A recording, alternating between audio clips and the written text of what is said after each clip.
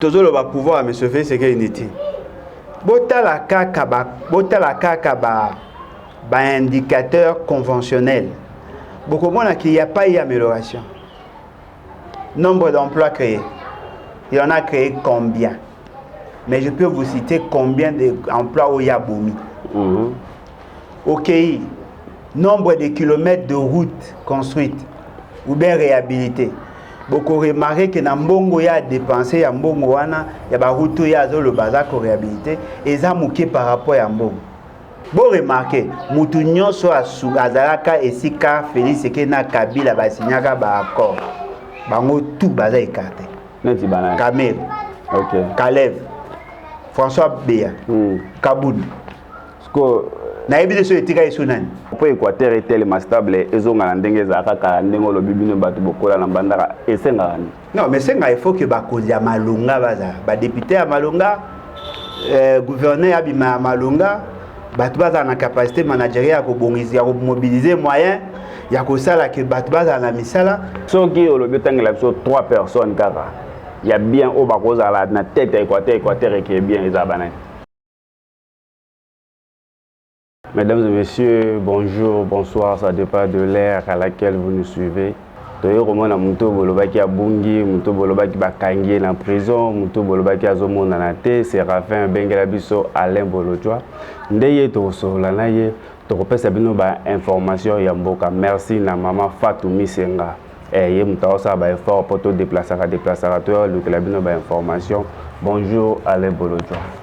En tout cas, merci pour l'opportunité. Papa Alain, Internet est bougé, Internet est ningani na lalité, ba message, ba appel, Alain Bolojwa ba kangi ou ba kangi était, enfin yo to kutaina yo Alain Bolojwa zaki na prison. Bon, en tout cas, merci d'abord na batunyo so ba s'inquiétaki. Alain Bolojwa n'est pas arrêté. Peut-être que la manière de présenter va faire des salles qui va créer panique. Je reconnais que tous allez déranger par bateau bazar pour prétendre être au pouvoir. Mais personnellement, je ne suis pas inquiété directement. Il y a des menaces, il y a des arrestations, bateau bazar pour créer astuce justement pour la piéger. Mais eza tenenge bat ba okanza balobi ke ba okanganga mena bakainga te bazo tinda ba agent ya ba service na bango na ba quartier na ba balabala mais jusque là physiquement je n'ai pas été inquiété.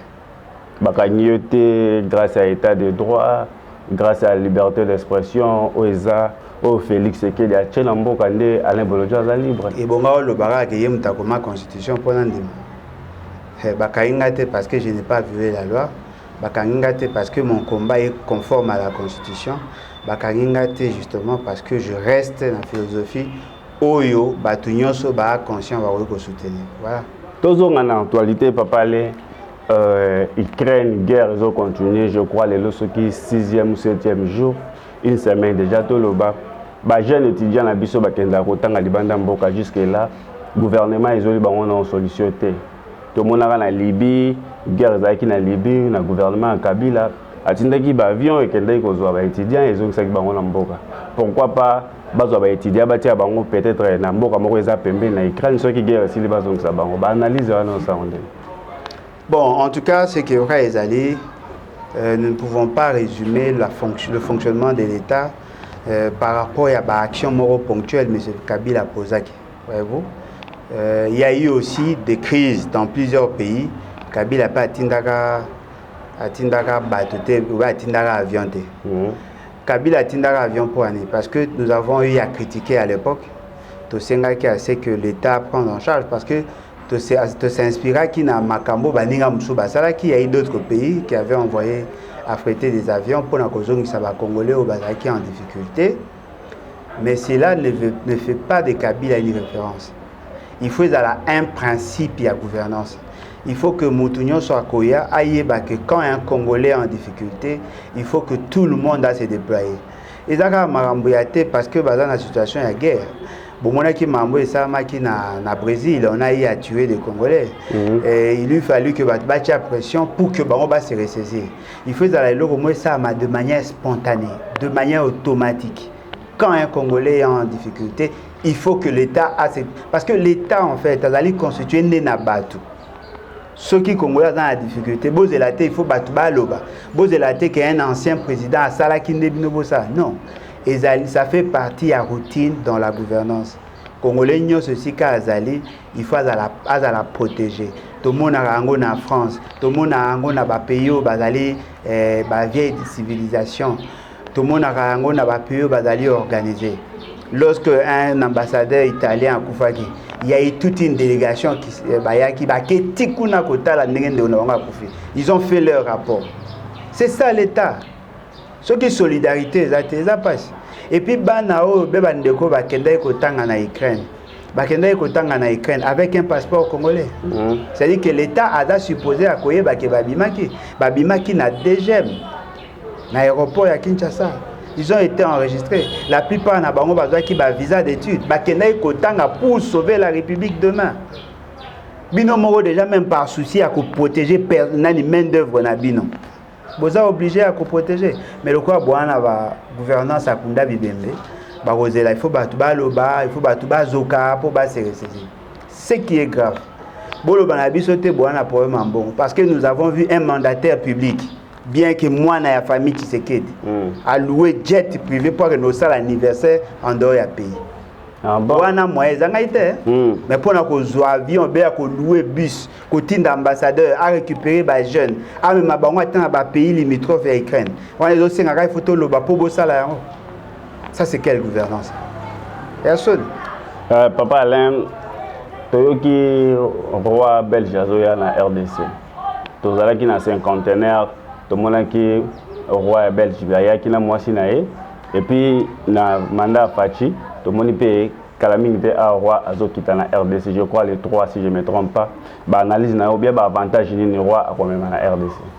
Bon, déjà l'information est dit que le roi de Belge a sauté. Ah bon. A sauté parce que d'après la raison avancée par devoir diplomatique, il a dit que l'Europe est allée secouée par la situation à l'Ukraine. Et le roi de Belge ne va pas se présenter, ne va pas venir répondre à l'invitation à M. Félix Tshisekedi. Ils allaient troisième fois. Et dans la pratique, ceux qui m'ont invité pour la première fois, la deuxième fois, la troisième fois, comme on a moins un caractère contraignant. Voyez-vous, il faut qu'il y ait, parce que ce qu'il y ait, le coup à reconnaître, aux considérer, le coup à manquer à respect sur le plan diplomatique. Ce qui fait que le roi de Belge voulait être là.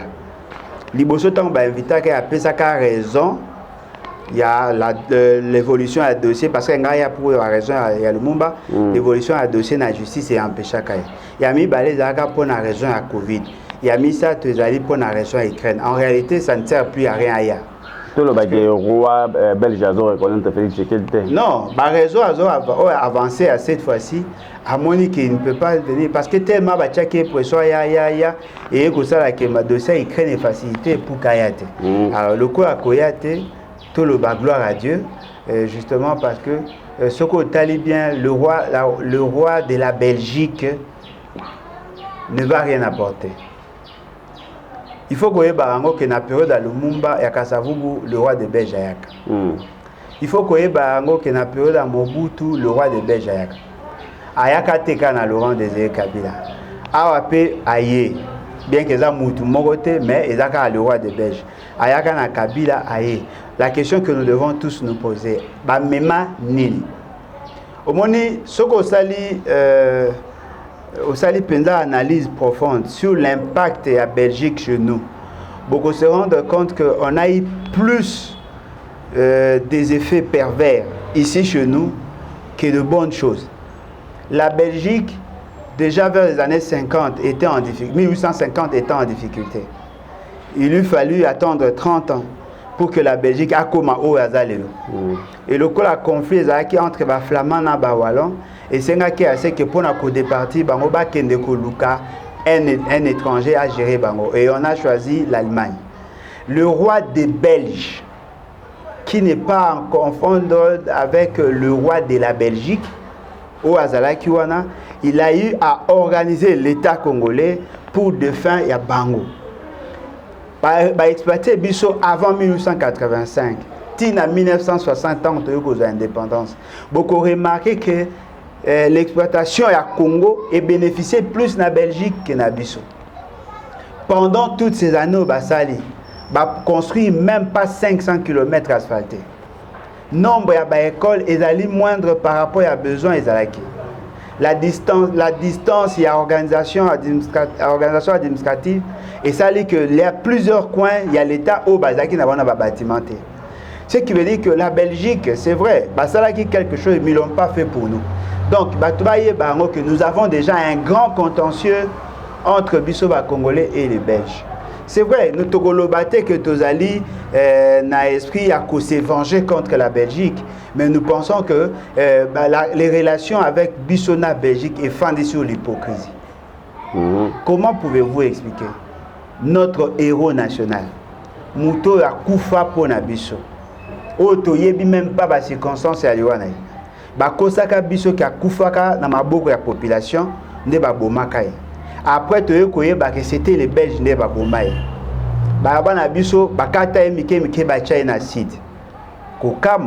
quelques années après, Moutou Moro Boye a lobby à Anabamine ya Lumumba.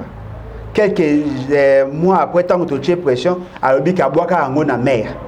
Après, Bako Sabso, non, l'Inango est Zali. Et puis l'Inango est tout le monde, il a été en forme. Bako Banabiso est Zali à Lumumba. Si moi na neve ya Mouto a Bomara Lumumba, na fils ya Mouto azalaka na complot contre Lumumba. O a bengaka e crapaud.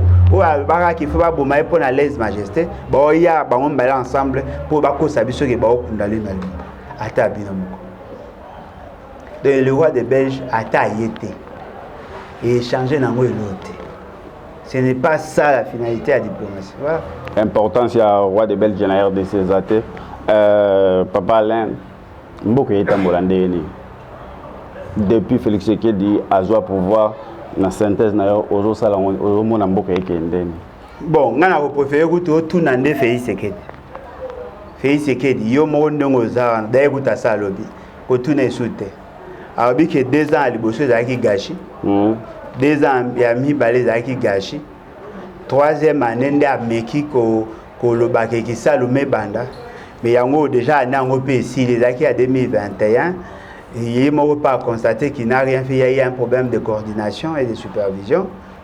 Alobina bino ki azako linga booster l'économie peut permettre le développement à la base azako initier programme à 145 territoires. Ce qui veut dire que Yemoko azako reconnaître que son pouvoir c'était un pouvoir inutile. Pourquoi toujours le pouvoir à M. Félix c'est inutile? Botala kaka ba indicateur conventionnel. Beaucoup de qu'il n'y a pas eu d'amélioration. Nombre d'emplois créés. Il y en a créé combien? Mais je peux vous citer combien d'emplois au Yaboumi. Ok. Nombre de kilomètres de routes construites ou bien réhabilitées.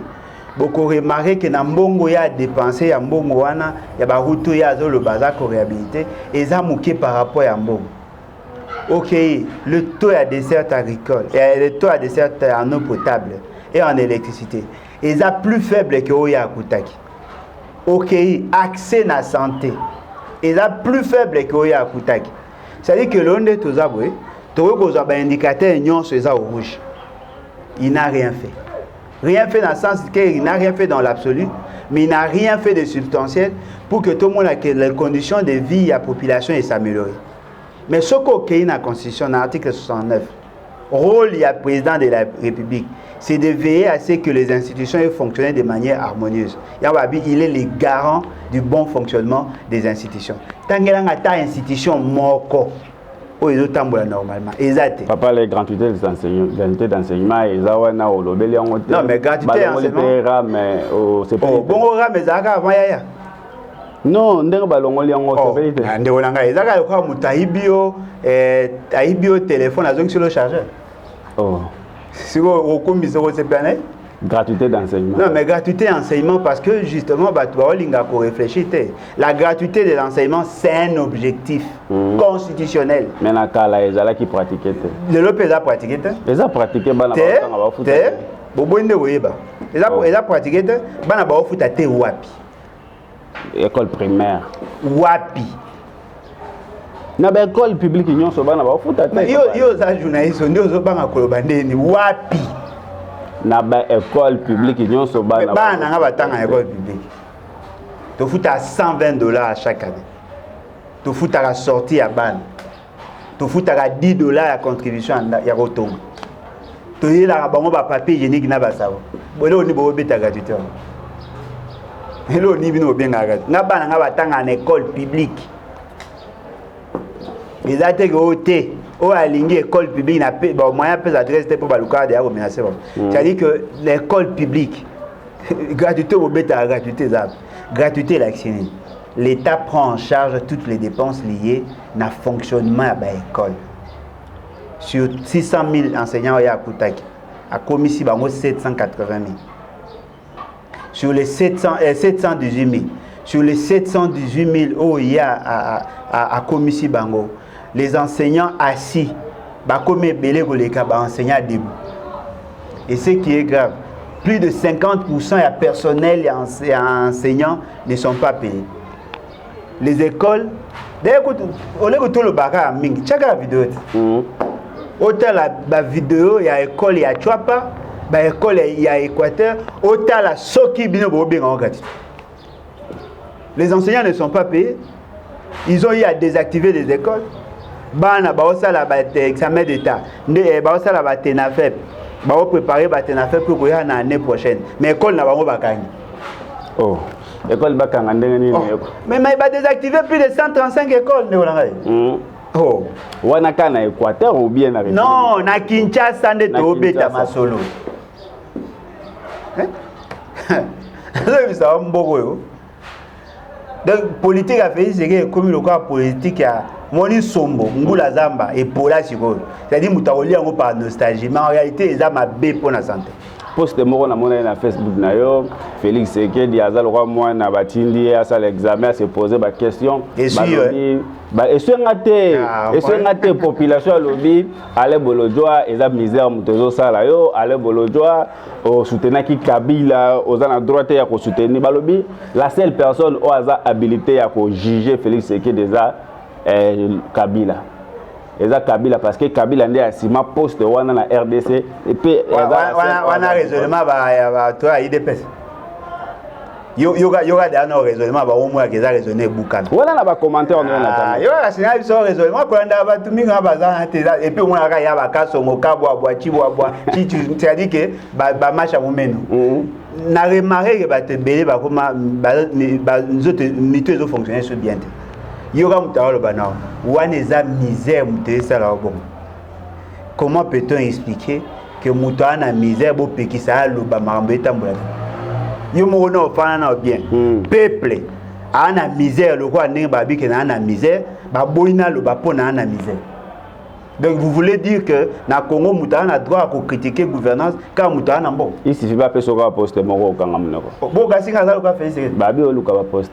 Yo kalisi ngaza ko fa secret. Fa secret ya sai. Mais fa secret ba somba ye na miso ba tunyo to ba ebi. Ba somba ye. Fa secret da Kabila isa. Tika ba koloba ba korele ma na bango. Kabila zaka na posa ko glisser en 2016. Akenda ko luka na famille Tshisekedi. Ba zaye ba misère. Ko ba tumi ba kansa nini. Kende to les gars na TV nde to saka ba émission to biso tout dans la même condition de vie. Donc mutu oyo asala Kabila a glissé na 2016. Et da Etienne Tshisekedi na fils na moi na fait. So lingi na go like so go banda ati na. Mais la gisa biso toza devant télé. Mais ba tu ba yebite. Bo ngo bisanga bo yebite que c'est grâce ya famille Tshisekedi nde Kabila glissa de 2016 à 2018. Tant au Kabila qui n'a intention, il y a que se maintenir au pouvoir au-delà du mandat. A convoquer d'abord une concertation. Papa Kengo et les autres qui va salina bango concertation. Ba kaboli pouvoir ba msusu ba tikai.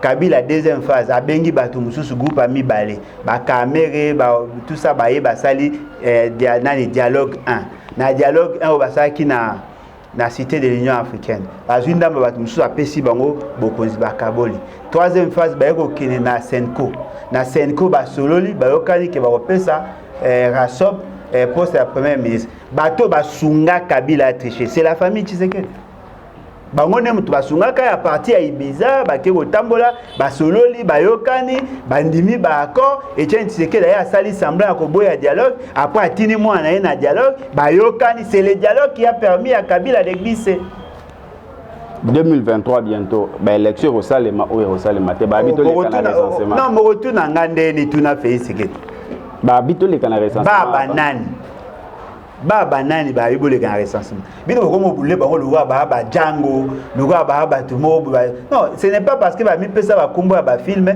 bozo bango au sérieux baba nani muto aloba a conditionnera eloko c'est la loi mais processus il y a le canal recensement ça m'a bête papa le ba yeba so ki toza infiltré ou bien toza infiltré oh yo zo lu ka infiltration fait c'est gars infiltré oh yo zo lu ka infiltration fait c'est qu'il a infiltré yo bi batu comme ba na 4 mene ba rwanda maintenant na gouvernement na bino ba rwanda baza ta même ndenga fait c'est que papa le okoye so luki rwanda otali rwanda zo mona baza okoye ça so rwanda moko aza na entourage ya Félix Tshisekedi bazé belé bazé belé hein bazé belé sikoyo processus wana ya non mais processus à wapi nana lobby yango bolo bango banani faut botanga kombo que il y a une loi qui a été proposée, adoptée, promulguée et conditionnée élection na recensement administratif. Nga boyo ko bandolo baté ba dérive ya bato ba bombe wana ba obenga bato wana soki likambo eza na loi ndengo nga tobeta discussion et puis l'identification des électeurs n'est pas le recensement administratif ndenge bino bokanzi expliquez biso chaque fois l'identification et l'enrôlement des électeurs tout ça la ngo na processus électoral nyonso yango ne permet d'asso tous à carte c'est ça l'identification et l'enrôlement des électeurs et ça la mara toujours boui. Nous connaissons tout ça l'élection sans identification et enrôlement des électeurs. Et ça m'a toujours dit. Tous on va carte d'électeur. On s'est fait enregistrer, confronter données alphanumériques. Après ici, je vais coder si données à niveau logiciel, ce qui va ici imprimer le carte. Il y a identification et enrôlement. Et ça la marabe, on est à ça. Et loko batu baboye dali identification et identification et recensement yaba population de manière générale. Ça c'est ce que les autres refusent.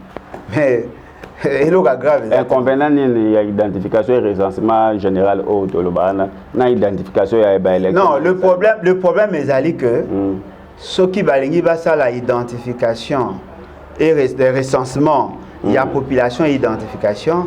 Nga Alain Bolodjo en tant que technicien économie de développement n'a komona ngo mabete.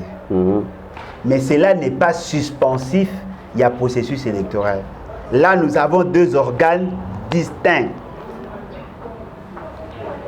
ONIP, ils ont occupé ma identification.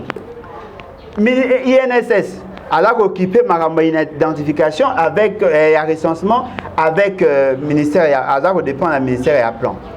Ce qui c'est ni Aizako identifier bateau na âge ya ko voter. Ce qui veut dire que bon conditionner identification il y a population de manière générale na ba élection, il faut modifier la loi électorale. Et conséquence nango ezali l'identification et recensement de la population au bango ba initié oni pa ba na bino ekosala minimum 2 ans. Alors ceux qui vont conditionner l'élection par rapport à recensement et là il faut poser la 2 ans. 2 ans c'est-à-dire la date la période électorale et tout doit se faire après enrôlement. Après dans nani recensement. Ce aussi si recensement na carte siko affiché nde boko bimisa siko ba élément pour na ko enrôler bateau ba na âge à voter. Là, ça vous renvoie déjà au-delà. 2025. Attends 2200. Mais fort heureusement, il vous a 100 pays sécurité. Les argents fait c'est tant qu'il y a un président de la République. Oh, bon on a vu sur le président de la République à Longwate. A Kolongwa kaka soto sali ba élection. Ouais, comment yo combien aux yeux en haut na statut il y a des personnes à règlement intérieur là. Est-ce que ba toi ba te référer c'est que ba wo longwe na pouvoir. Conformément à la constitution. Est-ce que vous ba te faire c'est que ba wo kangai. Oui, ko kangai c'est. Ah pe mutu oui pour betali ba. Mais Kolongola non mais c'est constitutionnel. Kolongola il faut ça mbeba moko boye. Ah bien sûr bon mbebe ça te so organiser élection des mbeba. Mais tous on a une identification on a élection ko quitter to OK mais on a élection ko katé il y a un calendrier dans la constitution. L'électorat va convoquer 90 jours avant la fin du mandat.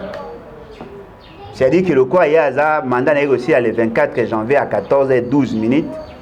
Ngogo Kabila Pesaka est flambé à pouvoir. Il faut que ça reste au moins 90 jours. On peut remarquer qu'il y a pratiquement mois de septembre, mois d'août. Ce qui veut dire que le mandat a fait ce qu'il y a ici. La procédure administrative voudrait que Yaz a la remplacé par Moutoyo à cause de la investi, à cause de la élu. Mais ceux qui Moutoyo a été pour Yassay Maramnanko, ils violent la constitution. Le non-respect à conso par rapport à la compétence il y a quoi assumer le lot avec une haute trahison. Si on a haute trahison, on a sanction dans les tout la constitution. Mais yom to ebi mi beko. Mais tout la constitution. Si il y a haute trahison, sanction tout la constitution. Hein? Oh nyon so ko dane lo ko sala sali. C'est ça la haute trahison. Mutu nyon so ko dane lo sala. Congolais nyon so. Oh alingala tsaye chapeau ala ti ouais ngasa nyon so ko ngasa sali. Oh. Ah mais je vous dis. On a ce qu'on va François Béandé ba belé. To continue on a dossier à François Béa jusque là to mon a clair tel François Béa depuis azaki interpellé na ANER à part François Béa to mon a tel l'Europe attends mutu moko te interpellé. Attends mboa bakanga attends PC attends poukourien attends canif. Siko dossier coup d'état wana ezaki vraiment coup d'état ou bien j'ai moko boye balingi ba kosa. Ndeko na ngai na mona ngo ezalo kwa chitengesa na ngasa pièce à théâtre.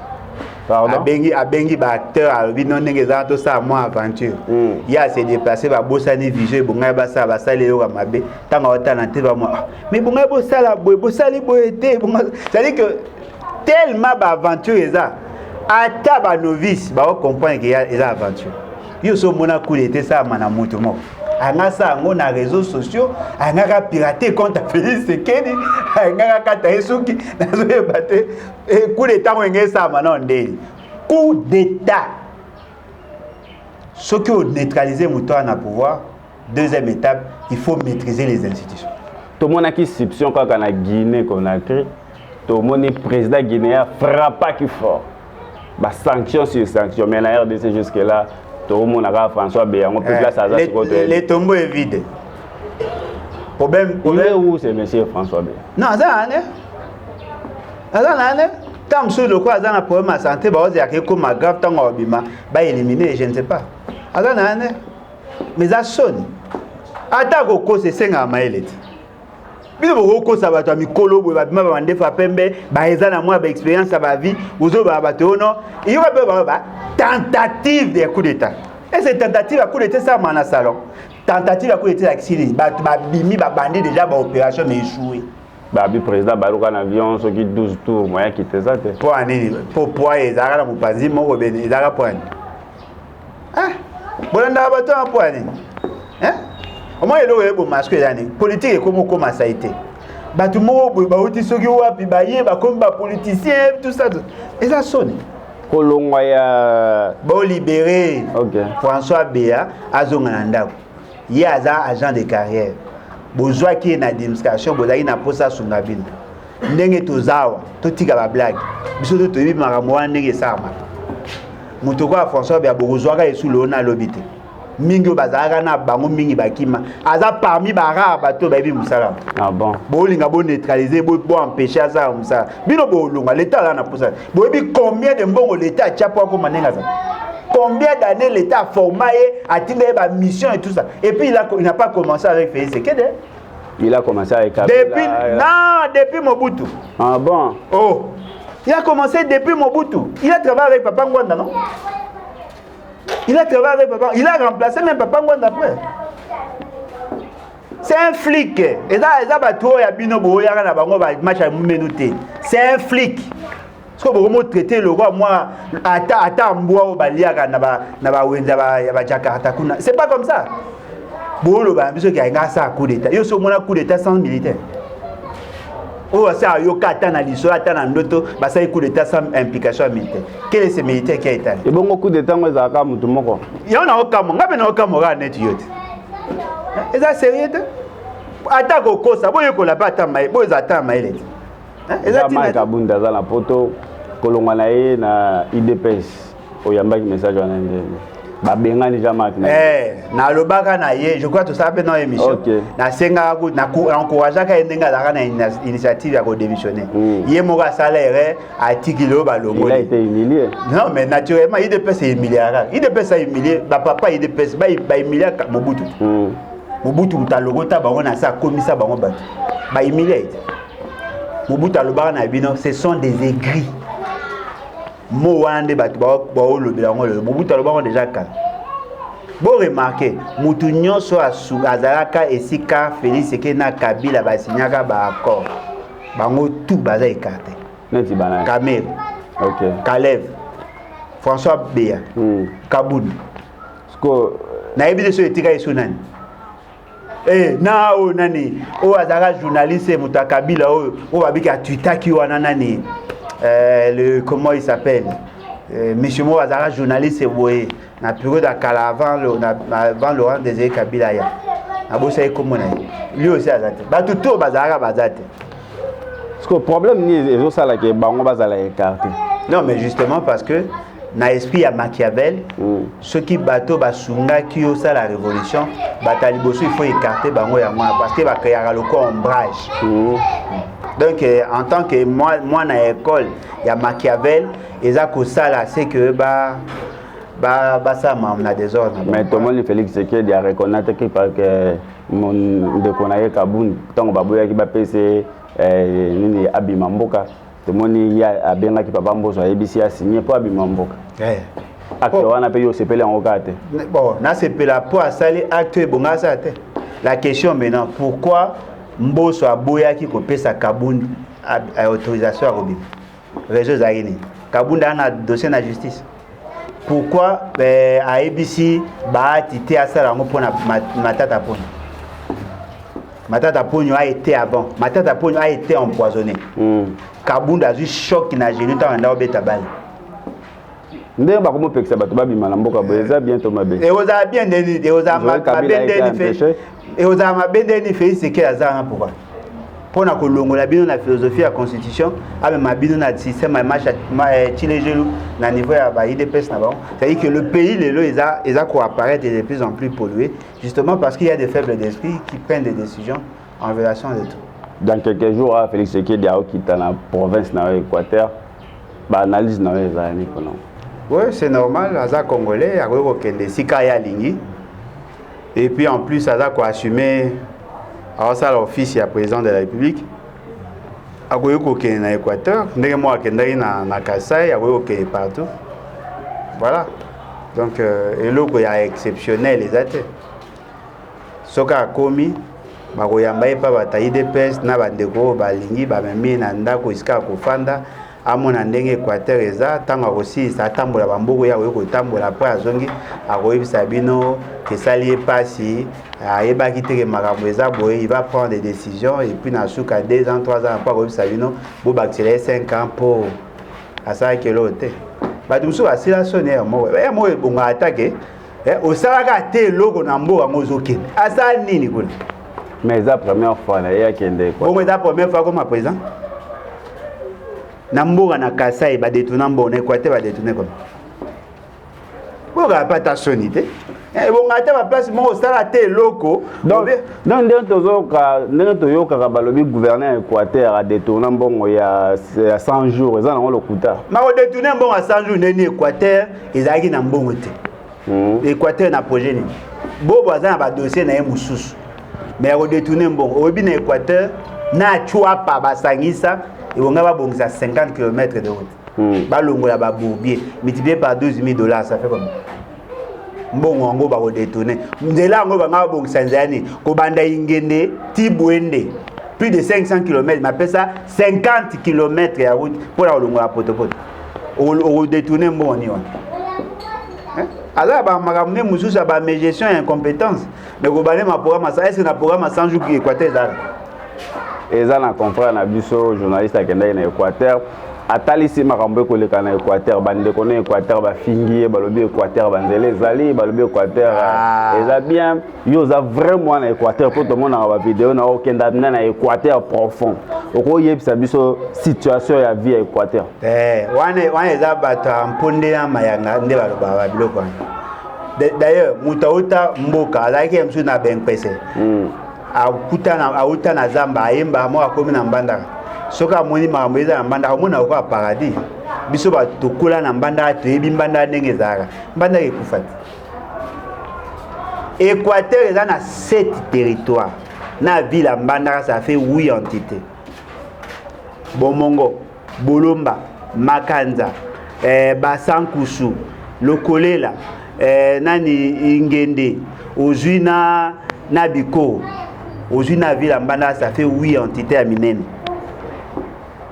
Équateur mobimba ndenge ezana nzela o ezali o batonga et puis batonga ngo kabaye ko bakobongisa nde après et bani ko ba na résidence à gouverneur ti pemena na bongonzo aujourd'hui avenue Itela à partir à Bosomi ti na avenue Bolenge à partir avenue commissaire Tibo voilà à partir avenue Bolenge ti ba osukisa na avenue Mbanda Trodini ya Sanyama aujourd'hui à partir ya Sanyama esika wana oputa moi moke côté ya mama Balako ti ekosuka na révolution place comment avenue ya libération yebisanga avenue mususu eza bacha makadam ya bien bana mbandaka balobi eza première fois bamona baocha makadam na mbandaka depuis wana bauta mboka boni biso tofana na mbanda bande kobongisa nzela mbandaka babose kota ikala ntangi ya ngonda na période na ye babongisaka nzela nini te bavio nani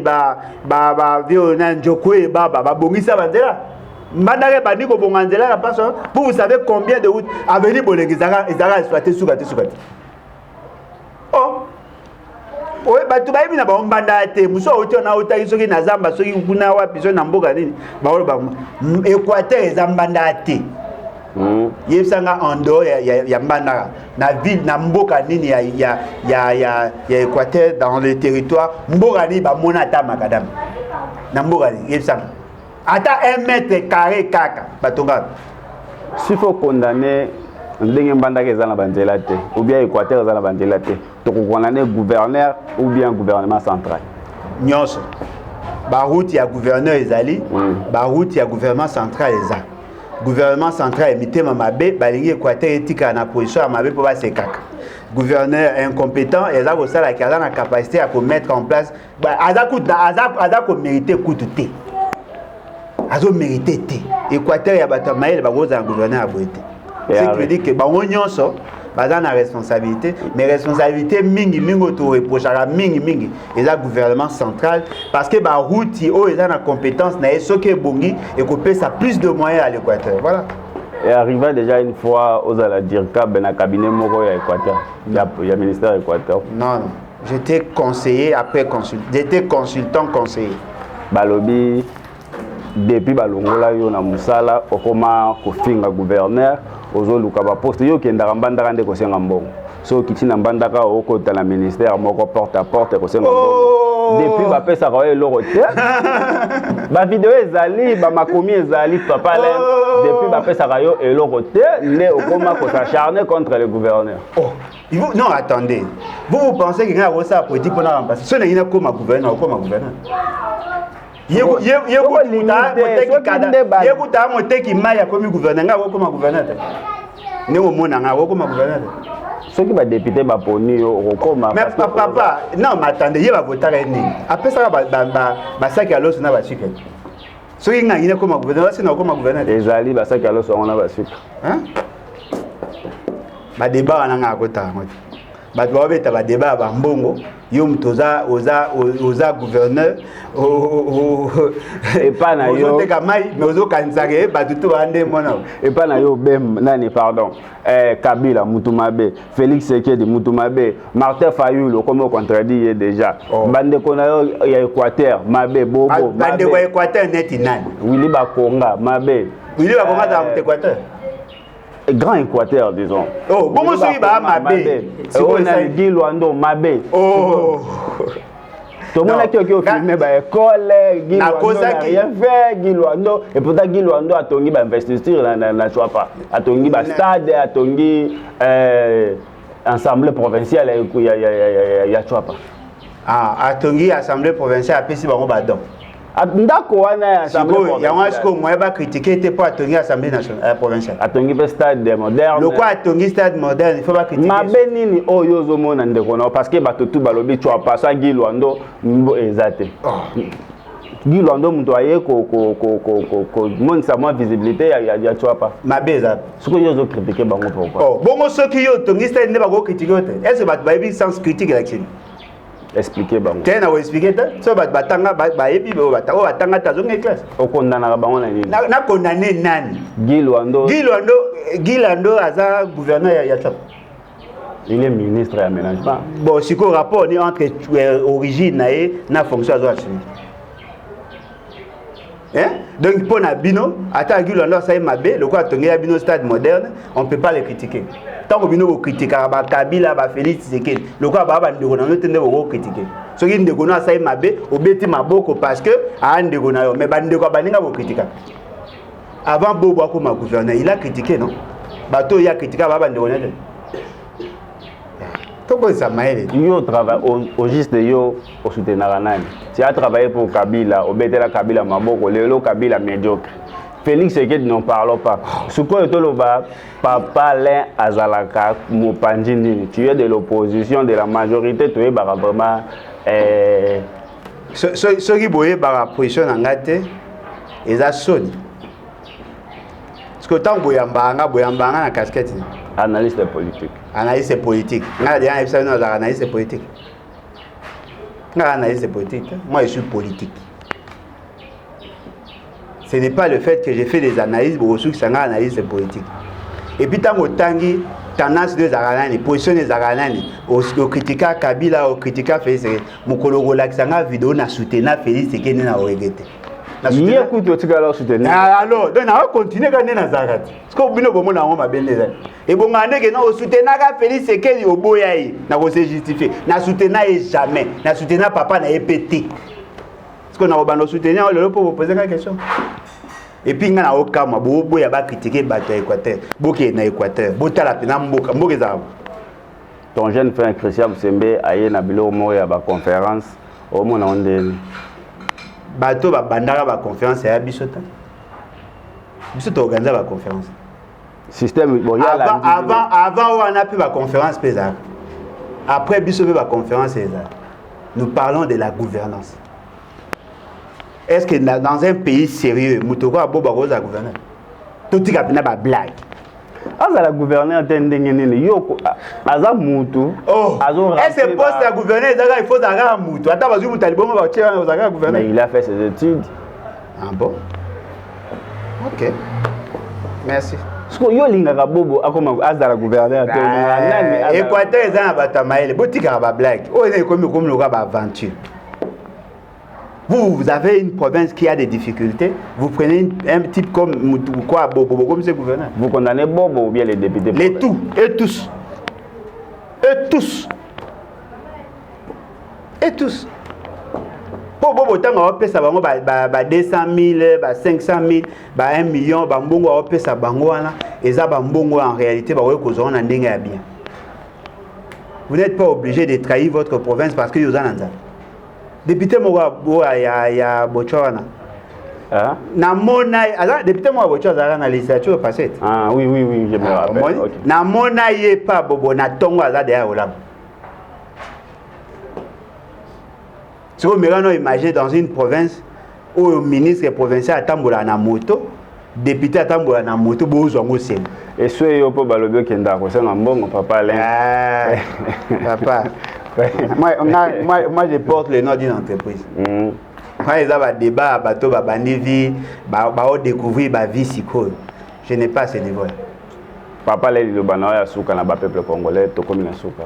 En tout cas, merci pour l'opportunité. Na pesi na encourager bande on a biso nyoso ba na prison. Ba Joseph ba tutu ya ba mouvement citoyen au bazar en prison et j'espère que bateau yo baza ko continuer ko soutenir ba cause incompétent ba continuer na yango mais boye ba ngo la sanction populaire arrive très bientôt. Tout ça n'a pas ça changement, tout ça n'a pas ça aventure.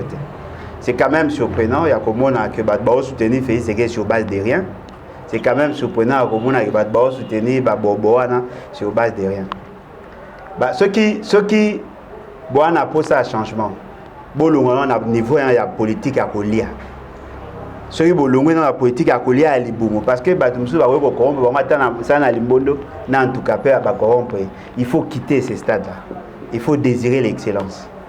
To comme na souka mais moi question mon rapport Équateur est tellement stable ezonga ndenge za kaka ndengo lo bibino batu bokola na bandara esenga.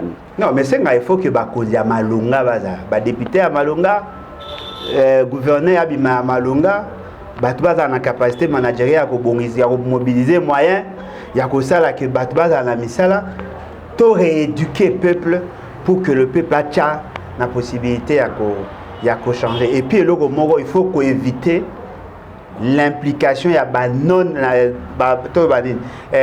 l'ingérence il y a tout mususu ba créer ba centre d'intérêt parce que notre plus grand problème est d'aller par rapport à l'exploitation à forêt exploitation à EVA et puis tout ça na donc forêt EVA na mafuta mbila PLZ EVA ya nini na banzete ya ngone zo poser problème et là ba non originaire nde ba créer ba problème ba lobi diamant pe bimi na Équateur wa lobi na bobo yoka bobo. Moi je suis technicien. Naza ba blo na bango ba base. Qui a certifié ça diam?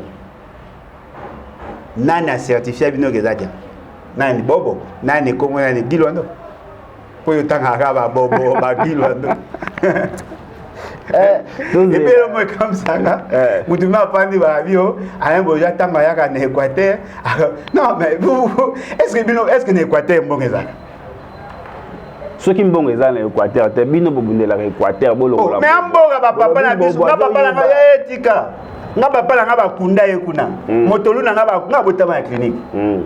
Ndenge mo na ngai. Nga botama na clinique chambre na okuna kenda ko vitant, de ko sonza masuri na pa wata kule. Nga botama station ya clinique kala mingi te pa sœur na biso na Mbomba na Asbel na Équateur mon père mbanda ma mère na ebité so yo kango. Asbel wana eza pona ko kosunga Équateur balobi batalela ba peuple batalela ba konzi te poto lembi ko talela ba konjango moi $1 esungi boche moi collecte moi boboke pe ko bongisa clinique ndenge bali nga baki bongisa na mais a po anite yo ale bolojwa oteka ba livre pe na mbongo ba mapango minene otie pe bloc na mbongo to ke pe to bongisa Équateur. Non, est-ce que ozo ça confusion? Ko bongisa clinique na ko bongisa Équateur ko bongisa clinique par de place yo boto. Non mais muto akoyo ko bongisa clinique ezaka l'état. Asbelte. Non, Asbel akoyo ko pakola couleur ko bongisa clinique te. Bazo réflexionner clinique mobimba. Ko réflexionner quand vous le ba ko réflexionner ça. Ils ont ndenge za kakala.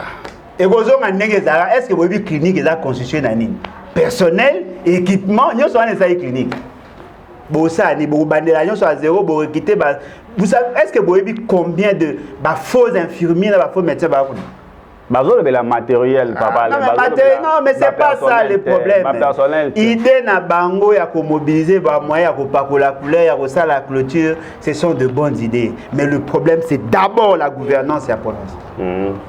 C'est d'abord la gouvernance. Naka moyen mo mutake oh non nani comme Guy Luando notre jeune frère ake abongisi école mais manake bani ko bonga Guy Luando o koma kuna boy école ngo zarani oh ya ipeko non les perroquets oh ya les perroquets comment Widel non mais les perroquets ndenge za na munene nango wana ya wondelo ka munene basali ezaka ndenge zala kala ba non mais ya zo ça déjà problème que batambola te ba na vision te yo na mboka na Équateur ça et le retard yo na osilika Ozo préparer pour ça ni pour non mais là préparer ça na ça que ngala meka ça quelque chose pour que va changer tous ya lobi ya lebolo joie député provincial député provincial national et provincial de yo mando oza e mo bouler nga ko za député provincial pourquoi pas parce que yo bulaka yo ko za nani te na ko bouler na ko za nga pe ka chercher na ko za nga pe chercher na za obligé te ya ko za député provincial pour na sunga province Équateur hein na bandambo tokozwa tokomeka tosala quelque chose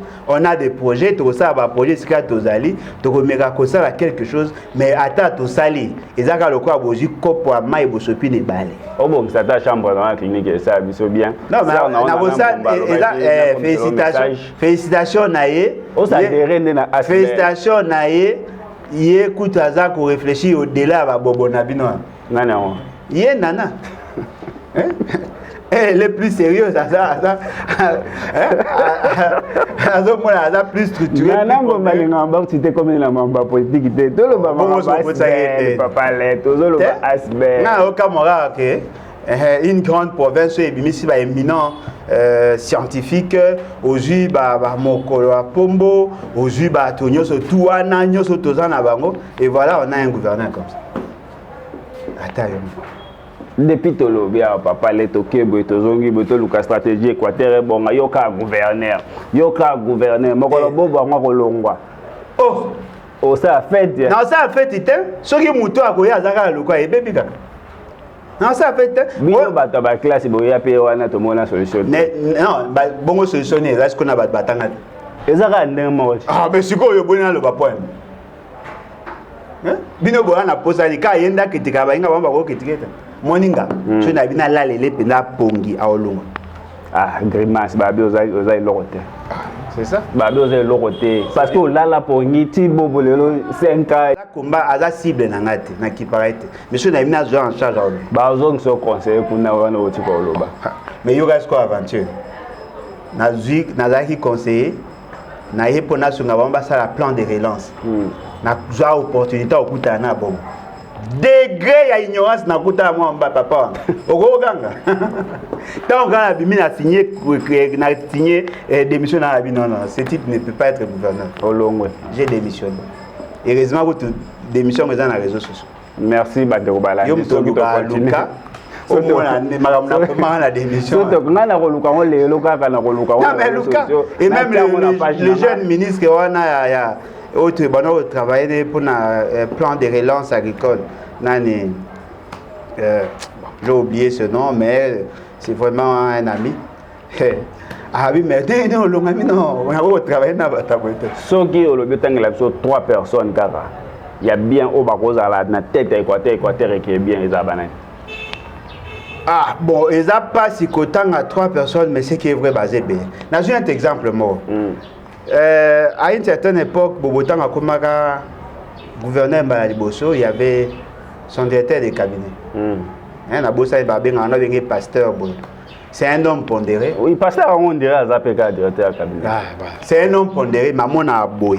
Pasteur, ouais. Voilà, comme moi, à Soufaka. On réfléchit, nous avons réfléchi dans le monde. Vous voulez des pasteurs. Akoma te na bike bato maele baza basé belé net passion na mona kazali pondéré aujourd'hui basé belé ba jeune non mais basé belé même ba Joseph ya Lokondo wana aza maele aujourd'hui ba Wina bazali aujourd'hui ba Blanchard Mongo basé belé ata yo pe comme gouverneur yo mo au supporter pourquoi pas hein ngala za na buna comme gouverneur te la ngala tikala ka mo palisan to lobela ka mboka esa biso bien so kotanga na eza pose à diriger par to ka bo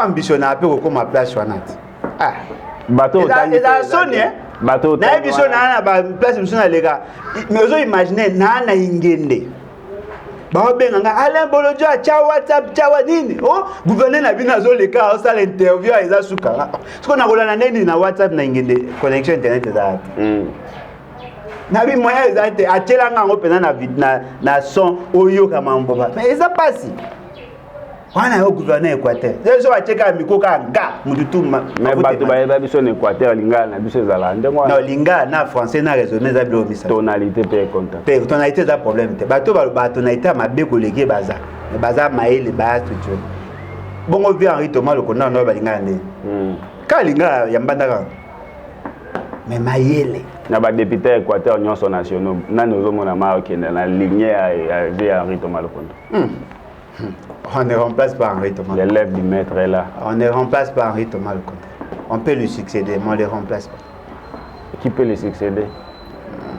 Cyprien n'a pas ça bien. Et ça passe, papa. Désiré Wolo. Au comparé Cyprien à Henri. Désiré Wolo, tu sais, Bamouinda, la bande d'Arayo. Bon, Mouinda, qu'est-ce que ça va avec travail bien à l'Assemblée nationale? Ah, ouais, puis yo soga député Équateur bien na Kinshasa. Oh, Désiré Wolo depuis à côté avait intervenir trop yo. Na dossier, na dossier. Na dossier à Ram, na dossier à non, mais qu'est-ce qu'il a dit en substantiel? Na hôtel sur la vidéo. Ah, na découvert non. Henri Thomas, tu sais quoi découvrir non Désiré Wolo. Na découvert Henri Thomas là qui soga lobby, bah tout. D'accord. Vous dites un peu mamso comparable à tout eh papa laisse le lobby total là. Gestion à Jean-Claude Baïndé na Bobo Bolo. Si vous avez Jean-Claude Baïndé azong à la tête Équateur ou bien Bobo atik à la tête Équateur au point. Baïndé azaki na la faiblesse belé mais bateau babi ko évaluer gouvernance ba remarquer que Baïndé ça les mingi ko leka Bobo Baïndé et puis bo comparer mutoka Baïndé na Bobo. Pourquoi pas bango tu baza Baïndé zaki bon comparer ba on Baïndé ba voter député provincial Bobo ba voter député provincial Baïndé zaki gouverneur Bobo za gouverneur ah papa bon comparer Baïndé na Bobo lorote nandel non baza ta na niveau mo baza tout tika ba blague Baïndé à l'époque il gérait toute la province il a fauté à Sali Bayra rebellé mais il a pu faire beaucoup de choses. Toutes les routes asphaltées na Nambanda eza Baïndé. Bobo ba sale loté. Même avenir était là on a c'est Baïndé. C'est vrai. Oh, bien sûr, c'est lui qui a conçu le projet. Na ba ministre naé, ba ju financement et ko comme na ngongo nani Bobongo abinayi. Bobo n'a conçu aucun projet financé na Mambanzela neti wapi. Bien gouverneur Bobo ça de l'autre. Non, mais ça les loga pas coller ba couleur. Bino ba na nambana bo moi so mutapa ko couleur beti mako. Do banzela wana nyoso tout le monde eza nde Baïndé. Nyoso eza asphalté eza Baïndé. Tout. Ah. Bien sûr. Et on va que bateau ba bi ko évaluer et ça passe. Dans d'autres provinces ça a quelques réalisations mais mbongo ya zaraka nango akoye ko sala mieux. Le gouverneur le plus inutile est le gouverneur ya bino. Baïndé linga comme a voté député national à côté assemblée nationale te ba voté député provincial à côté te balobi ya linga ka comme gouverneur Équateur yeka ta musu mabe na inde ya moi mo comparer ba omba ete. Merci beaucoup fidèles téléspectateurs même o nani ndeko na biso musu nani ya poto nani Tony Bolamba ko comparer pe na Bobote te Bobo aleki Tony Bolamba na wapi oh bino kasa ka nga tambo na ba jeep wana moi Eric suka ma c'est pas ça la gouvernance Bobo vraiment na Bolambo oh comparer ba on ba été papa Bolamba ça ni na quoi non mais ta sala mingi te mais il avait la capacité conceptuelle que Bobo n'a pas surtout depuis to na papa le to suka émission qui na biso ti lobby papa le na Équateur na ye ali na raté bo comprendre ka attention na ye papa le na monito suka alelo. Oh mais il faut s'embêter à ma case parce que ba bobo on a tout libana.